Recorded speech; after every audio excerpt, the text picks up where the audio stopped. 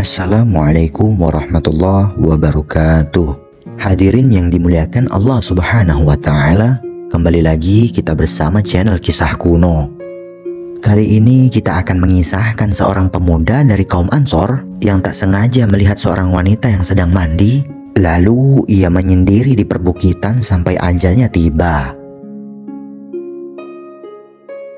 Sa'labah bin Abdurrahman adalah salah satu sahabat yang begitu patuh dan begitu mencintai Nabi Shallallahu Alaihi Wasallam. Ia adalah seorang pemuda dari kaum Ansor dan dia sangat setia melayani Rasulullah Shallallahu Alaihi Wasallam. Dikisahkan suatu ketika ia hendak pulang, dalam perjalanannya ia melewati salah satu rumah yang kebetulan pintunya terbuka. Spontan Sa'labah memandang ke dalamnya. Dan ternyata rumah tersebut milik seorang wanita Ansor yang sedang mandi. Sesaat ia terpesona melihat pemandangan tersebut. Dan ketika sadar, ketakutan yang amat sangat menyelimuti dirinya, takut dan malu jika Rasulullah SAW mengetahui perbuatannya. Apalagi bila turun wahyu yang menjelaskan perbuatan maksiatnya. Karena itu ia lari dari kota Madinah dan bersembunyi di pegunungan antara Madinah dan Makkah. Rasulullah Shallallahu Alaihi Wasallam yang merasa kehilangan sahabat dan pelayannya tersebut, beliau terus mencari-carinya dan menanyakan kepada para sahabat lainnya. Tetapi tidak ada yang mengetahui keberadaannya. Setelah 40 hari beliau tidak ditemukan, malaikat Jibril datang kepada beliau dan berkata, "Wahai Muhammad, sesungguhnya Tuhanmu menyampaikan salam buatmu dan berfirman kepadamu, sesungguhnya seorang laki-laki dari umatmu berada di gunung ini dan sedang memohon perlindungan kepadaku."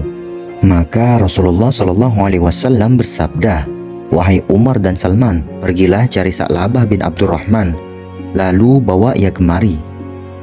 Tak selang lama, dua orang sahabat tersebut pergi ke tempat yang ditunjukkan Rasulullah SAW.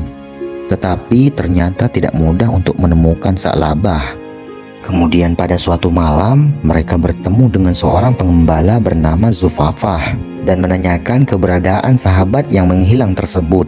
Kemudian Zufafah berkata, "Apakah pemuda yang kalian maksud adalah pemuda yang ingin lari dari neraka jahanam? Bagaimana engkau tahu bahwa ia ingin lari dari neraka jahanam?" tanya Umar bin Khattab.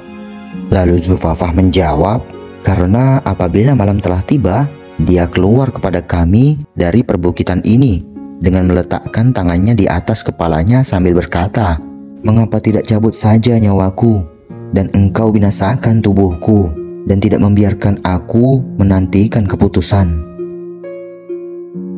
"Ya Zufafah, dialah pemuda yang kami maksud," tegas Sayyidina Umar bin Khattab. Lalu Zufafah mengantarkan kedua sahabat tersebut ke tempat di mana Sa'labah berada. Ketika telah bertemu, Umar menyampaikan salam dari Rasulullah SAW serta tugas yang diberikan kepada mereka. Lalu Sa'labah bertanya, "Apakah Rasulullah SAW mengetahui dosaku?" Sayyidina Umar menjawab, "Aku tidak tahu. Yang jelas kemarin beliau menyebut-nyebut namamu, lalu mengutus aku dan Salman untuk mencarimu." "Wahai Umar," kata Sa'labah, "janganlah engkau pertemukan aku dengan Rasulullah SAW kecuali saat beliau sedang sholat." Akhirnya mereka bertiga kembali ke Madinah. Setibanya di sana, mereka langsung masuk ke dalam masjid. Saat itu Nabi SAW sedang sholat. Begitu mendengar bacaan Nabi SAW dalam salat tersebut, Sa'labah langsung pingsan. Berhari-hari lamanya Sa'labah menahan kerinduan untuk mendengar dan menatap wajah yang penuh mulia tersebut. Akan tetapi ia juga dilanda ketakutan dan kekhawatiran akan kemarahan Nabi karena perbuatan dosanya. Konflik perasaan yang begitu hebat mencapai puncaknya ketika ia melihat dan mendengar suara Nabi SAW secara langsung, sehingga ia terjatuh pingsan. Setelah mengucap salam dan menutup sholatnya, Nabi SAW melihat keberadaan Umar dan Salman, dan keduanya membawa beliau kepada Sa'labah yang sedang pingsan. Nabi Shallallahu Alaihi Wasallam meletakkan kepalanya di pangkuan beliau dan berusaha menyadarkannya. Begitu ia sadar, beliau bersabda, "Apa yang membuatmu lari dariku, wahai Sa'labah?" "Dosaku ya Rasulullah," kata Sa'labah. Lalu kemudian beliau bersabda, "Ucapkanlah Allahumma Rabbana atina fid dunya hasanah wa fil akhirati hasanah wa qina adzabannar." "Ya Rasulullah, dosaku lebih besar daripada itu," kata Sa'labah. "Tetapi kalamullah pasti lebih besar," kata Rasulullah Shallallahu Alaihi Wasallam meyakinkannya. Melihat keadaannya itu, Nabi Shallallahu Alaihi Wasallam menyuruhnya pulang ke rumahnya. Akan tetapi sesampai di rumahnya, ia terjatuh sakit. Setelah 3 hari menderita sakit dan tidak bangkit dari tempat tidurnya, Salman melaporkan keadaan Sa'labah kepada Rasulullah Shallallahu Alaihi Wasallam. Beliau mengajaknya mengunjungi rumahnya, dan setibanya di sana, beliau meletakkan kepala Sa'labah di pangkuan beliau. Tetapi Sa'labah menarik kepalanya lagi. Kemudian Rasulullah Shallallahu Alaihi Wasallam bersabda, "Mengapa engkau menarik kepalamu dari pangkuanku ya Sa'labah?" "Aku adalah hamba yang penuh dengan dosa ya Rasulullah," kata Sa'labah. "Apa yang kau rasakan?"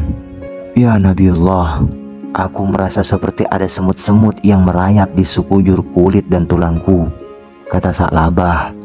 "Apa yang engkau inginkan?" tanya Rasulullah kepada Sa'labah.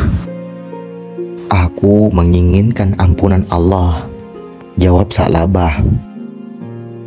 Maka turunlah malaikat Jibril alaihissalam dan berkata, "Wahai Muhammad, sesungguhnya Tuhanmu mengucapkan salam untukmu dan berfirman kepadamu, kalau saja hambaku ini menemui aku dengan membawa sepenuh bumi kesalahan, niscaya aku akan temui dia dengan ampunan sepenuh itu pula." Maka segera Rasulullah Shallallahu Alaihi Wasallam memberitahukan hal itu kepadanya. Mendengar berita itu, terpekiklah Sa'labah dan sesaat kemudian ia meninggal dunia. Lalu Rasulullah Shallallahu Alaihi Wasallam memerintahkan agar Sa'labah segera dimandikan dan dikafani. Ketika telah selesai menyalatkan, Rasulullah Shallallahu Alaihi Wasallam membawa jenazah Sa'labah sambil berjalan berjingkat-jingkat. Setelah selesai pemakamannya, para sahabat bertanya, "Wahai Rasulullah, kami lihat engkau berjalan sambil berjingkat-jingkat."